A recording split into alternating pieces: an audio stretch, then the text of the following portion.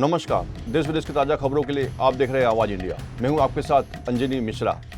Delhi NCR में भूकंप के बाद पीएम मोदी की अपील। दिल्ली एनसीआर में भूकंप के तेज झटकों के बाद पीएम मोदी ने संभावित झटकों के प्रति सतर्क रहने की अपील की है। उन्होंने सभी से शांत रहने और सुरक्षा सावधानियों का पालन करने के लिए कहा है। दिल्ली एनसीआर में अचानक सुबह इस भूकंप की तीव्रता 4 थी। नए सीईसी के सिलेक्शन पर आज होगी बैठक। मुख्य चुनाव आयुक्त राजीव कुमार 18 फरवरी को रिटायर हो रहे हैं। मीटिंग में पीएम मोदी, कानून मंत्री अर्जुन राम मेघवाल के अलावा नेता विपक्ष के नेता हैं राहुल गांधी भी शामिल होंगे। दिल्ली दौरे पर बिहार के मुख्यमंत्री नीतीश कुमार आज दिल्ली के दौरे पर है, जहां प्रधानमंत्री नरेंद्र मोदी से मुलाकात करने की संभावना है। इस दौरान केंद्रीय बजट 2023-24 में बिहार को मिली सौगातों के लिए पीएम मोदी का धन्यवाद करेंगे। साथ ही कई महत्वपूर्ण मुद्दों पर चर्चा भी हो सकती है। कतर के अमीर शेख भारत दौरे पर। आज भारत के 2 दिवसीय राजकीय दौरे पर आ रहे हैं कतर के अमीर शेख अल थानी।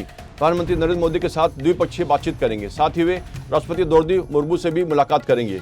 अमेरिका से डिपोर्ट भारतीयों को लेकर तीसरा विमान अमृतसर पहुंचा। 112 अवैध भारतीय अप्रवासियों को लेकर अमृतसर पहुंचा यह तीसरा जत्था। इससे पहले 2 अलग अलग विमानों से 220 अवैध अप्रवासियों को भारत भेजा जा चुका है। प्लेसेस ऑफ वर्शिप एक्ट पर सुप्रीम कोर्ट में सुनवाई आज। प्लेसेस ऑफ वर्शिप एक्ट मामले में आज होगी सुप्रीम कोर्ट में सुनवाई। 7 याचिकाओं को लेकर सुनवाई होनी है। AIMIM चीफ असदुद्दीन ओवैसी की पहले से पेंडिंग याचिका को 6 याचिकाओं से साथ जोड़ा गया है। 20 को नए सीएम का सबलगढ़ समारोह। दिल्ली के नए सीएम का नाम तय करने के लिए 19 फरवरी को विधायक दल की बैठक होगी और 20 को नए सीएम का सबलगढ़ समारोह होगा। IAS पूजा सिंघल की मुश्किलें बढ़ेंगी। IAS पूजा सिंघल मामले की आज सुनवाई होगी। ईडी ने PMLA कोर्ट में एक याचिका दायर की, जिसमें उन्होंने एक वरिष्ठ IAS अधिकारी को कोई भी महत्वपूर्ण न दिए जाने की अपील की है। इस मामले में सरकार को निर्देश जारी करने का आग्रह किया है। फास्टैग से जुड़े नए नियम आज से लागू। इसके तहत जिन भी यूजर्स के फास्टैग में जो लो बैलेंस पेमेंट में देरी या फिर फास्टैग ब्लैक लिस्ट होगा, उन पर अतिरिक्त जुर्माना लगाया जाएगा। लाड़की बहन योजना में eKYC अनिवार्य। महाराष्ट्र सरकार की मुख्यमंत्री माझी लाड़की बहन योजना के तहत लाभार्थी महिलाओं के लिए हर साल 1 जून से KYC कराना अनिवार्य कर दिया गया। वहीं सरकार ने लाभार्थी महिलाओं की पड़ताल के लिए आयकर विभाग की भी मदद लेने का निर्णय लिया है। अनोखी शुरुआत। राजधानी से दूर इस आदिवासी इलाके में पहली बार होगी विधानसभा की बैठक। देश के पूर्वी राज्य असम में एक अनोखी शुरुआत की जा रही है। इस बार विधानसभा सत्र का आगाज राजधानी में स्थित विधानसभा की जगह से दूर एक आदिवासी क्षेत्र में किया जा रहा है। इसके लिए व्यापक स्तर पर तैयारी भी की गई है। पहली बार ऐसा होगा जब विधानसभा सत्र का आगाज राजधानी की जगह किसी दूसरे शहर में किया जा रहा है। 12th repeat again. अमेरिका पर सिखों को बिना पगड़ी भारत भेजने का आरोप। गरमाया मामला। पंजाब के चंडीगढ़ में अमेरिका में अवैध रूप से रह रहे 112 भारतीयों को लेकर एक भारतीय सैन्य विमान देर रविवार रात अमृतसर हवाई अड्डे पर उतरा। आरोप लगाया जा रहा है कि अमेरिका से निर्वासित किए गए सिखों ने कथित तौर पर अपनी पगड़ी नहीं पहनी थी। शिरोमणि गुरुद्वारा प्रबंधक समिति ने अमेरिका की कड़ी निंदा की। उन्होंने कहा कि अमेरिका में से भारत भेजे गए सिखों को पगड़ी पहनने की अनुमति नहीं दी गई। तुम गाली दो, मैं बनाती रहूंगी भजन। शहनाज अख्तर का कट्टरपंथियों को करारा जवाब। जबलपुर के भजन गायिका शहनाज अख्तर ने मुस्लिम कट्टरपंथियों को खुला चैलेंज किया है। कहा है कि उन्हें नाम पर पहचान भजन गाने से मिली है, इसलिए जिसे रोकना हो वो आकर रोक लें। वो आगे भी भजन बनाती रहेंगी और गाती रहेंगी।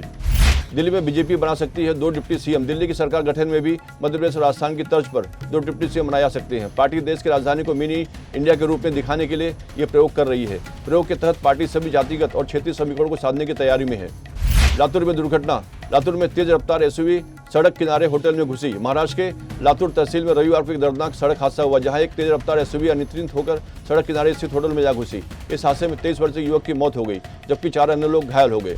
वुमेन्स प्रीमियर लीग में गुजरात की जीत। वुमेन्स प्रीमियर लीग 2025 के लीग मैच में गुजरात ने 6 विकेट से शानदार जीत दर्ज की। यूपी ने टॉस हारने से पहले बल्लेबाजी करते हुए 20 ओवर में 143 रन बनाए। वहीं 144 रन का पीछा करते हुए गुजरात की टीम ने 18 ओवर में ही जीत हासिल कर ली। ICC चैंपियंस ट्रॉफी का 19 फरवरी से आगाज। ICC चैंपियंस ट्रॉफी 2025 का आगाज 19 फरवरी से हो रहा है, जो 9 मार्च तक पाकिस्तान और दुबई में खेला जाएगा। टूर्नामेंट का पहला मुकाबला बेजवान पाकिस्तान और न्यूजीलैंड के बीच खेला जाएगा। 8 टीमों ने 16 सेंसेक्स के 20 साल रहे बेमिसाल।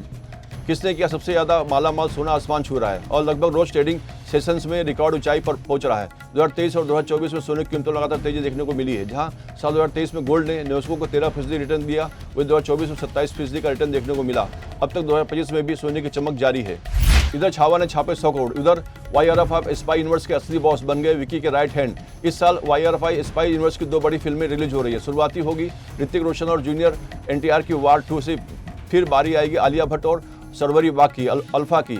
पर मेकर्स दोनों की पिक्चर में कोई कमी नहीं छोड़ना चाहते हैं। कमर का दर्द, अस्पताल का बिस्तर। जब आशुतोष गोवारकर ने हॉस्पिटल के डायरेक्टर की थी फिल्म अपूर्वा ने बताया कि आशुतोष गोवारकर के लिए ये किसी ड्रीम प्रोजेक्ट से कम नहीं था। उन्होंने फिल्म के लिए बहुत मेहनत की थी। अपूर्वा ने बताया कि आशुतोष फिल्म की शूटिंग के वक्त सिर्फ डिस्क के जूझ रहे थे। उन्होंने बताया कि आशु ने कई सीन्स का डायरेक्शन अस्पताल के बेड से किया था। अभी के लिए बस इतना ही। देश विदेश की ताज़ा खबरों के लिए देखते रहिए आवाज़ इंडिया।